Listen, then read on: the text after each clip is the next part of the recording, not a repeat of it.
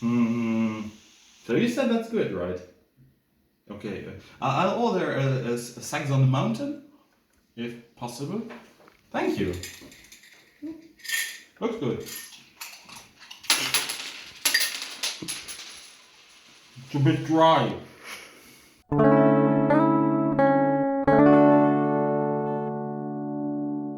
Hi! Welcome to whatever the show's name will be in case we continue to do that. We'll just change it in post-processing or whatever. Today we're gonna show you how to play a board game. This time it will be the swinging Jivecat Voodoo Lounge. The theme is about jazz and voodoo and drinks somehow. Doesn't really make sense, but it's a pretty good game for 2 to 5 players.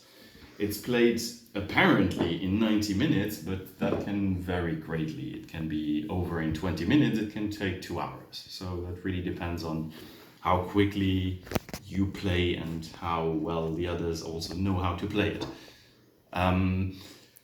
It's relatively simple, but even the theme itself is a bit on the nose. It is actually pretty abstract in that sense. It's about buying drinks to make friends at a party.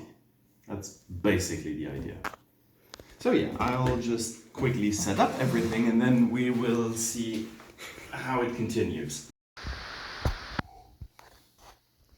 Oh, hi. Well, that's how the board looks like when it is set up.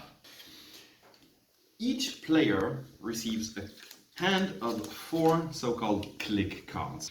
As you can see, the board itself is very crowded and there is a lot of information to unpack there. But also the production value of the game is really neat. You have those lovely tiny cups and, well, glasses actually, with your put down thingy that basically represents where you are on the board and which friends you have already made, because the game is all about making friends at a party.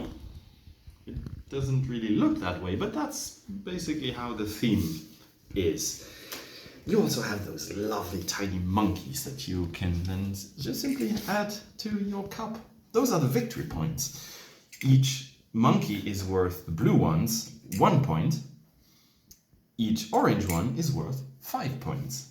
The board itself looks really crowded. There is a lot of information there. But the terminology is a bit weird because you have all of those people and what they actually do doesn't really matter, and they are called something like hipsters and whatever. You have the bubble ones, the ones that talk, the ones that don't talk, the normal ones, and you have those excited ones, together with the cats, but we will come back to the cats in a minute. What you're going to do is you have your hand of 4 cards. You will play some of them, discard the rest if there is nothing that you want to do with it. And when you're done with that, it's the next player to your left who will continue to play. Every time somebody plays, those will also go down and there will be stuff that happens with it, but we'll come back to that when it's necessary. Right now the board is not entirely set up. What you have to do is you put your put down thingies onto bubbles. That's your starting hipsters or starting friends, basically. You will put them down like this. And then your player to the left continues with their own. We will stop as soon as everyone has 2 different ones. And then we can begin. I put up everything for 4 players because that's, in my opinion, the best way to enjoy the game. It takes a little bit more time to play it, but it's more fun because with 2 and 3 players, you also have to add a fake player, basically. So that's a bit less interesting. It's always more fun when you can screw up your own friends. Okay, so we'll continue with the actual meat of the game, the cards. Those are the click cards. The click cards can be 5 different so-called suits. They have the 5 different cards, also the 5 different colors. On any card, you have 3 different things. You have a number, a power, and also a drink that you can mix, because everything on the card is also mixology. You can learn basically how to make cocktails with it, which is funny. It's completely nonsensical and it's not necessary for the game, but who cares? More drinks to everyone. What you're gonna do is you will take a few cards from your hand, the 4 ones that you have on the beginning of your turn, and then you will just take a few of them, and I will now try to do something not too dumb. I want to befriend this guy. He has a 7. So what I'm going to do is to take as many cards as necessary, and with the numbers that I have, I will add or subtract any of the numbers in any way, shape or form I need it to get the same number as my friend. Basically, I'm buying him 3 drinks. So in that case, 9 minus 2 equals 7. I will take one of my thingies and put it there. With my last card, I can use that for its power. Those powers are very different, and you also have a handy cheat sheet on what those do on your coasters. Because we don't just have the possibility to play cards and do stuff with it, we also have voodoo stuff that we can do, like magic and nonsense. Those are represented by the 5 different types of cards that you have. You have the zombie card. The zombie card adds your card to your hand. So that is a card that you can reuse as often as you want, in addition to the ones that you have in your hand. So you have 5 cards, basically, with that one. You have the Rada. This one will also be put on the side. And from now on, nobody can use a card with the number 4. So you can prevent other players from playing those cards. We also have the cheval. Yeah, horse. Fun. Why cheval, why French? Because voodoo. The cheval allows you to take one of your existing chips that you have on the board and move it. That's the only way for any token to move from one place to another. And you always have to hopscotch, to basically skip one. For instance, in that case, I would take the 3, 1, 2. So now I would own that friend. Basically, I pissed off that one, and this one found that funny. Then we have the 4th card, the voodoo doll, because cliché. You can use that card to remove from anyone else's tableau or whatever, Rada, zombie, or even remove one of their tokens entirely from the board. Of course, that one will go back into the cup. But all of those cards cost a certain amount of magic points. Those skulls here. For instance, every time I want to use my cool card here, the zombie card, every time I want to use it, I also have to discard one of those. So it's not just that I can reuse that card nilly-willy at will, whatever. I still have to pay for it in that sense. If you check on the board, there are those side cards, basically.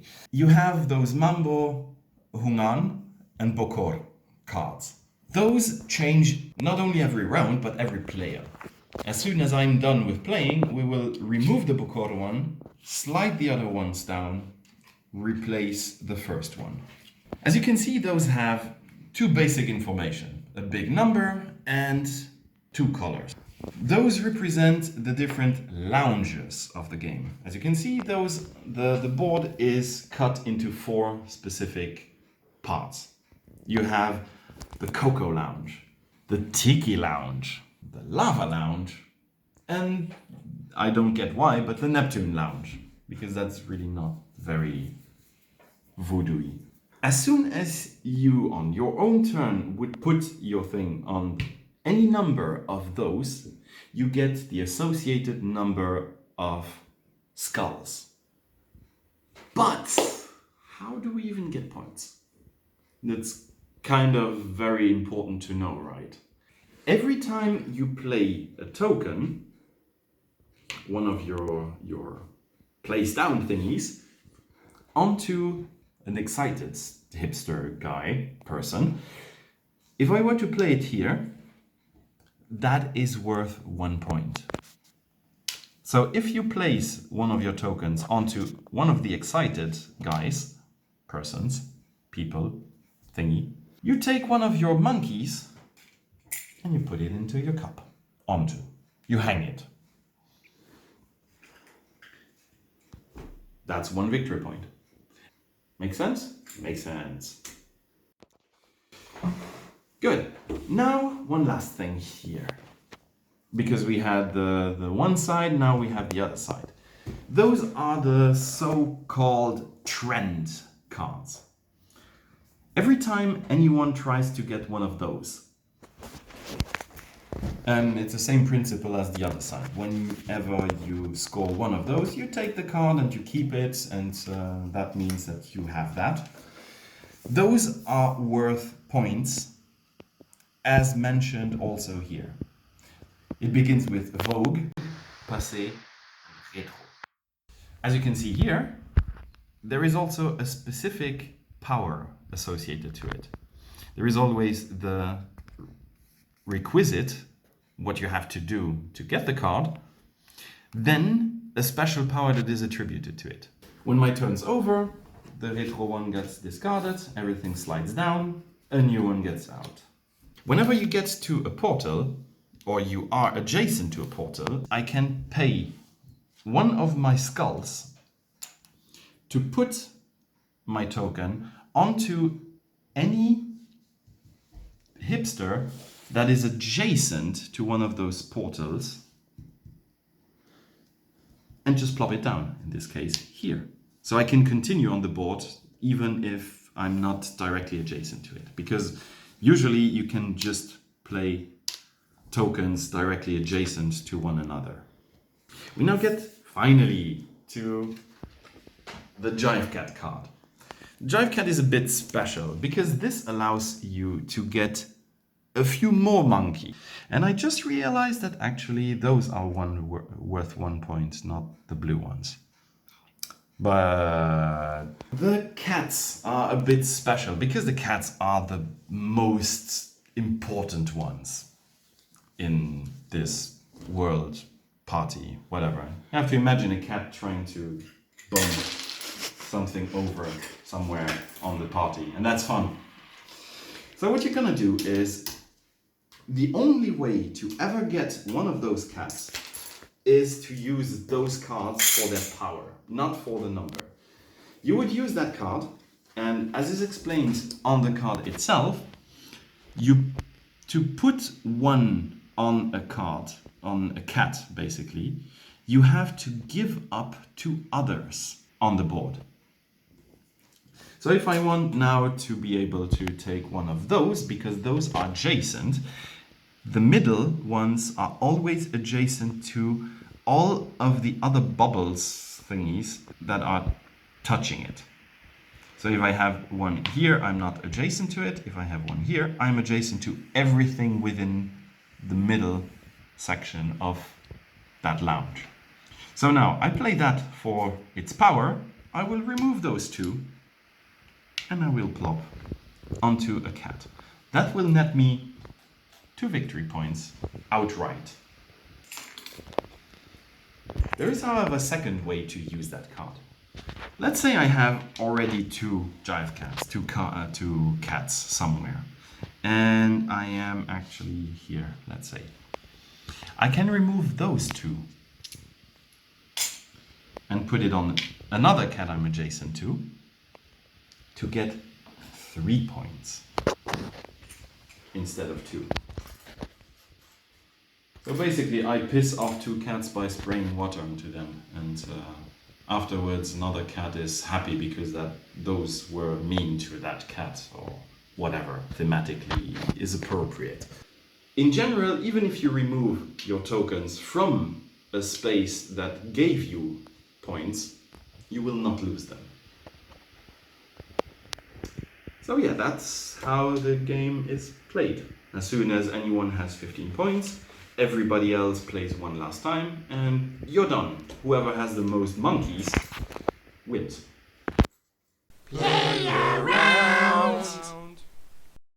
So now we're going to just play a sample round just to show all the possible interactions that we have. We set it up as if we had played for a few rounds now, so everyone has a certain amount of points and whatever, except orange, because orange is bad at the game. Okay, so I will now, as the pink one, or purple, or whatever color that is supposed to be, I will now do this, actually. Perfect. I will play a 2 and plop down here on the 2. That is an excited one. I get a point. Woo! That is discarded. My Jivecat, to remove 2 already put down tokens from another lounge, like this, to put one in this lounge, because I'm adjacent to it, as you can see here. That middle part is adjacent to that, so I get 2 points. Well, like that. Discard. I will just play that one to put down one here with my last card. I will also play it just to get one here. I'm done with my turn. And we remove one of each. Slide down. Next cards. Next player. Green. I will play green as well, because he needs help. I will use my 3 to put down one here. I will use my Jivecat to take away, well, those 2, because they are not in the same that I want to put it in. And I put one here. So now I will 2 points. Get 2 points. Exactly. Go on, monkeys. I will use that one. Pay one of the skulls to remove that one. What was that? That was to prevent anyone from playing the number 1. That's pink-headed. Exactly, that pink head. So I used that to remove it. So that's also done. And with my 2, I will do pretty much nothing because I can't. So I will use another skull to put it down as my second number 2 that I can use at some point. So that's done. I will use it for power. So done. Those are gone. Slide down. Next. Orange's turn. Wait, this is blue. Orange. Orange. Okay, so let's jump. So you can, for instance, take that one and jump there. Okay. Bam. There. Done. And what I did with that? Well, now you have a 5. And now I have a 5. You don't. I can use it. You just use it. But Bummer. No, I have a 6.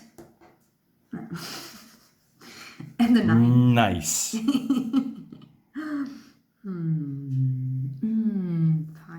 6, 9. I also have those. Oh, That one. Forgot. I have a 7. You have a 7, but you can't go there. Why? I have here. Jump again. No, I once. use that. Oh, Yeah. okay. Just take that away because I'm confusing. So I have a 10. 9 plus 1, 10. Mm-hmm. And I get... this is exciting. No. No. Oh yeah, another one. Yeah, Yeah, you- another one. You increase the number of friends. You don't switch friends. Okay, I don't switch one. Yeah. Usually. Usually. So one. Yes. So now you have that. I have 10, so those are gone. So now I have That's still gone. I have a 7. So I can go, I can take a 7 Yes, here. exactly. So I have a lot of friends. Good for Exactly. me. So now that's gone. So there and there. Okay, come on, blue. Oh, blue have to So come. now blue. I can put tokens around it. I can because all my 3 blue tokens are in the blue zone. Mm-hmm. Oh, fuck it. A bit. Okay. Yeah, but I want to get drunk, so I want a whiskey. That's the right approach to this game. Just get hammered. Yeah, but how? And get other people hammered as well. Okay, I can remove a token for another player, right? You can take that or remove a token that is Yeah, in I your paid way. green one. Okay, I want to take that So away. you want to remove Yeah. the... Oh. With my 2, okay, but I have a 5. Well, that was a 5. I couldn't go here, right? Yeah, but I don't like him. You can. He likes like, but I don't have a 5 now. Yeah, you now not. But I have Now a it's 6. not possible. I can go there. Yeah, exactly. Hi, buddy. So I have a So 6. just remove the 6. Yeah, but that was a no. You used it No, I didn't. when you just put it. Yeah, but I can do 6 minus 2. Oh, yeah, 8 that minus that, 2, that would 6. that would work as well. Okay. Exactly. So now I want to jump. Okay, then No, jump around. No, that was for free. The cheval we said. Yeah, exactly. That doesn't cost anything. So I want to go to So you can go to the 4 if you want to. in which far? He's here. Yeah, exactly. The Well, she's pretty well. Let's go there. Like boop boop. exactly. Yeah. Hey. If I have a Yeah. 4. Check first. A 4 in the blue I have in the red. or in the red. Yeah. Exactly. So cool. So you get 3, Okay. of I those. Get 3. Okay. Exactly. So, you see? and that one is then And gone. then it's gone. And we do that. But did I do Perfect. something here? I paid. No. No. A Just chip. ignore the second part. Just a chip in each of these midway performers. Okay, in those. No, those specific guys. Okay. They look exactly like that. Okay. So if you have those, No, I don't. well, yeah, I don't think so too. Okay. Okay. So that's gone. That is gone. New card, done. And you're wrong. And that's the game. I'm already drunk, but okay. Okay. So yeah, that's basically how the game works. It's really fun. It's funny. There is just a problem with the book itself. The explanations are not very well made, and there is no glossary, or whatever that is called.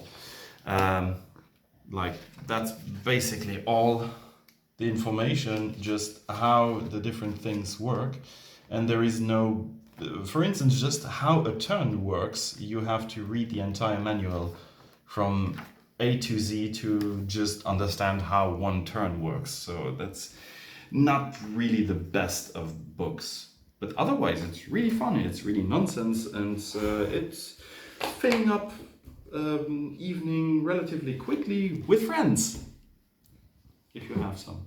Otherwise, well, just play by yourself. You just Fun did it. anyways. Okay, so I'm gonna get drunk.